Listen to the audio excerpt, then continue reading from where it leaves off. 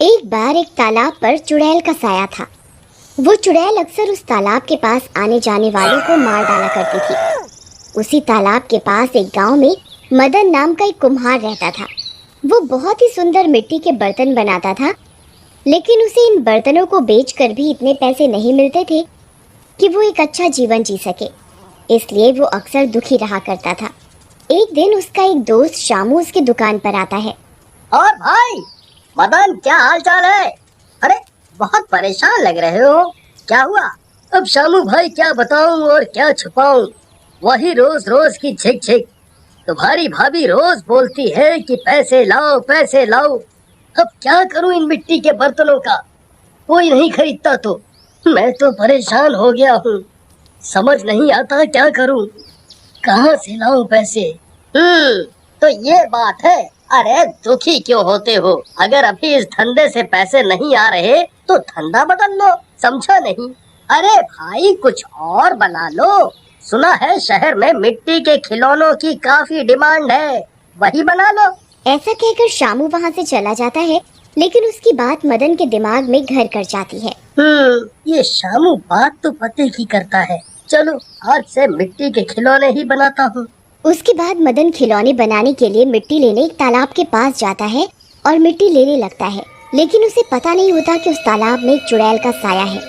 वो चुपचाप तालाब से मिट्टी लेने लगता है। उधर चुड़ैल भी तालाब के किनारे से उसे देख रही होती है। आज तो काफी अच्छी मिट्टी मिल गई है, इससे तो काफी अच्छे खिलौने बन जाएंगे। चलो वापस अपनी दुकान पर चलता हूँ। मदन ऐसा कहकर वापस अपनी दुकान की ओर चल देता है। वो चुड़ैल भी मदन के पीछे पीछे चल देती है। उसके बाद मदन अपनी दुकान पर आकर खिलौने बनाने लगता है। चलो पहले एक औरत बनाता हूँ, देखता हूँ कैसी बनती है, फिर बाकी के खिलौने बनाऊंगा। मदन उधर खिलौने बना रहा होता है, इधर चुड़ैल भी उसके पीछे एक दीवार से चिपकी हुई सब कुछ देख रही होती है। थोड़ी ही देर में मदन एक सुंदर सी औरत की मूर्ति बना देता है। चुड़ैल ये देखकर बहुत खुश हो जाती है। अरे वाह, क्या सुंदर मूर्ति बनाई है, कितना अच्छा कलाकार है ये तो। अरे वाह, कितनी सुंदर है ये मूर्ति। अगर ये जिंदा होती तो मैं इससे शादी कर लेता। बाबा अरे वाह, क्यों ना इस मूर्ति के अंदर ही समा जाऊं। इस तरह मुझे एक नया शरीर भी मिल जाएगा, और जैसा कि ये कुम्हार कह रहा है, ये मुझसे शादी भी कर लेगा। मजा आ जाएगा, मेरे तो दोनों हाथों में लड्डू ही लड्डू। ऐसा सोचकर वो चुड़ैल उस मूर्ति के अंदर समा जाती है और मूर्ति जिंदा हो जाती है। अरे अरे अरे मर गया। अरे ये मूर्ति जिंदा कैसे हो गई? ये क्या जादू है? ये जादू नहीं है जानू। तुम ही तो कह रहे थे कि अगर ये मूर्ति जिंदा हो जाती है तो तुम मुझसे शादी कर लोगे। लो, अब हो गई जिंदा, कर लो शादी। माफ कर दो मुझे मुझे मुझे जाने दो। मेरे छोटे छोटे बच्चे हैं, मेरी बीवी घर पर इंतजार कर रही है। मैं तुमसे शादी कैसे कर सकता हूँ? जाने दो मुझे। क्या शादी नहीं कर सकते? नहीं कर सकते? ये क्या लगाया हुआ है? क्या मैं खूबसूरत नहीं हूँ? देखो एक बार मेरी तरफ प्यार से। अगर तुम अपनी बीवी को ना भूल जाओ तो मुझे कहना। चमन जैसे ही चुड़ैल की तरफ देखता है, चुड़ैल उसे सम्मोहित कर लेती है। मुझे ये क्या हो रहा है? ये क्या कर रही हो तुम? अब तुम मेरे गुलाम हो गए हो। अब जो भी मैं बोलूंगी वो तुझे करना पड़ेगा। उसके बाद सम्मोहित हुआ मदन अपने घर की ओर चल पड़ता है और उसके साथ साथ चुड़ैल भी चल पड़ती है।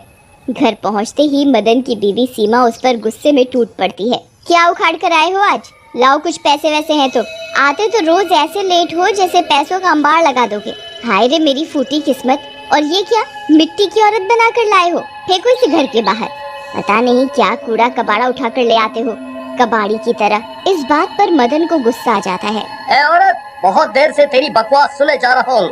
लगता है तेरी अकल ठिकाने लगानी पड़ेगी। तू कहीं भी मर, लेकिन ये मूर्ति यहीं रहेगी। ऐसा कहकर मदन सीमा को घर से बाहर निकाल देता है। सीमा रोते हुए मदन के दोस्त शामू के पास जाती है और उसे पूरी बात बताती है। तो ये है सीमा बहन, मुझे तो कुछ गड़बड़ लगती है। एक काम करो, कुछ दिन आप यहीं मेरे घर पर रुक जाओ, मैं देखता हूँ, फिर मदन से बात करूँगा। एक मूर्ति के लिए उसने आपको घर से निकाल दिया, हैरानी की बात है ये तो। उधर मदन को सम्मोहन से होश आता है और वो देखता है कि चुड़ैल उसके सामने खड़ी है। वाह जानू, लगता है तुम भी मुझे प्यार करने लग गए हो। तुमने मेरी खातिर अपनी बीवी को भगा दिया। वाह, मजा ही आ गया। अरे अरे मेरी माँ, मेरा पीछा छोड़ दे, वो मेरी बीवी है, पुलिस से ज्यादा खतरनाक है वो इस गलती के लिए मुझे नहीं छोड़ेगी। अब तो मैं जिंदा नहीं बचूंगा, वो मुझे घर से बाहर निकाल देगी। मेरे पास तो इतने पैसे भी नहीं है कि मैं एक घर ले सकूं। चुप, कितना डरपोक है तू, एक औरत से इतना डरता है। अरे डर मत, मैं हूं ना। और रही पैसों की बात, अब देख मैं तुझे कितना माला माल कर दूंगी। फिर घर तो क्या, तू महल भी बना लेगा मेरे राजा। उसके बाद चुड़ैल मदन को वापस से सम्मोहित कर देती है और वहाँ से चली जाती है। और थोड़ी देर बाद वहाँ काफी पैसों के साथ आ जाती है और मदन को वापस ठीक कर देती है। ये लो जानू, लो पैसे, अब तो खुश हो जाओ और एक पप्पी दे दो। दे दो दे दो दे दो। ये पैसे, वो भी इतने सारे, कहाँ से लाई हो तुम? ये तो मेरे बाएं हाथ का खेल है। कुछ रईस लोग रास्ते पर जा रहे थे, मैंने उनको मार दिया और उनका सारा पैसा और जेवर उतार कर ले आई। लेकिन ये गलत है, मैं ये पैसे नहीं ले सकता। ये किसी को मार कर लूटे हुए पैसे और जेवर हैं। लेना है तो ले, नहीं तो फेंक दे। वैसे भी ये तुम इंसानों के पैसे हम चुड़ैलों के किसी काम के नहीं। ऐसा कहकर चुड़ैल वहाँ से चली जाती है। उधर मदन का दोस्त शामू भी मदन से मिलने आता है, लेकिन सम्मोहित मदन उससे भी ठीक ढंग से बात नहीं करता। मदन, ये तूने भाभी के साथ अच्छा नहीं किया, तुझे उन्हें नहीं मारना चाहिए था और घर से भी निकाल दिया। वो तेरी बीवी है, चलो जाओ यहाँ से, नहीं तो उस दुष्ट औरत के साथ साथ मैं तेरे भी टुकड़े टुकड़े कर दूंगा। शामू मदन की बात सुनकर बहुत डर जाता है और वहाँ से चला जाता है, लेकिन जाते समय उसे वो औरत की मूर्ति वहाँ दिख जाती है। ये मदन तो मुझसे कभी ऐसे बात नहीं कर सकता और भाभी से तो इतना डरता है। ओ ना हो, इस मूर्ति में ही कुछ गड़बड़ है।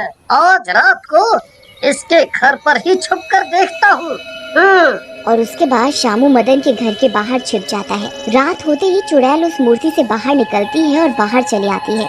ये सब शामू खिड़की से देख रहा होता है। अरे मर गया रे, ये तो चुड़ैल का मामला है, जल्दी से मुझे कुछ करना होगा और भाभी को भी बताना होगा, नहीं तो मदन किसी भारी संकट में फंस जाएगा।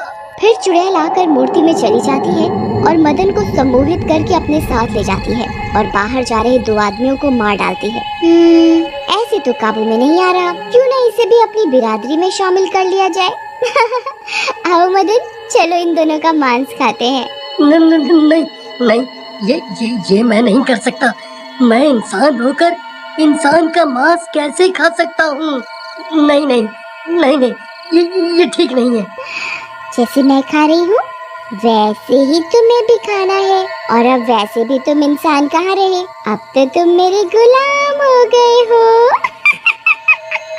ऐसा कहकर चुड़ैल उन दोनों मरे हुए इंसानों का मांस खाने लगती है और दूसरी तरफ शामू जाकर सीमा को सब बताता है। तभी मैं कहूँ भैया कि ये चूहा एकदम से शेर कैसे बन गया, तो ये सारी ताकत उस चुड़ैल ने दी है, लेकिन मुझे अपने पति को बचाना होगा, नहीं तो ये चुड़ैल उसको अपना बना लेगी और मार भी तो सकती है। लेकिन हम इस चुड़ैल का सामना कैसे करेंगे? मैं तो कहता हूँ अपने गांव के तांत्रिक लल्लू को बुला लेते हैं। उसके बाद शामू और सीमा लल्लू तांत्रिक को लेकर मदन के घर पहुँचते हैं। सीमा मदन को बुलाती है, चुड़ैल बाहर आती है और तांत्रिक को देखते ही उसे गर्दन से पकड़कर उठा लेती है। अरे शामू, मेरी मौत का इंतजार कर रहा है क्या? जल्दी से वो मूर्ति तोड़ दे। शामू वैसा ही करता है और मूर्ति को तोड़ देता है। मूर्ति को तोड़ते ही चुड़ैल भी जलने लग जाती है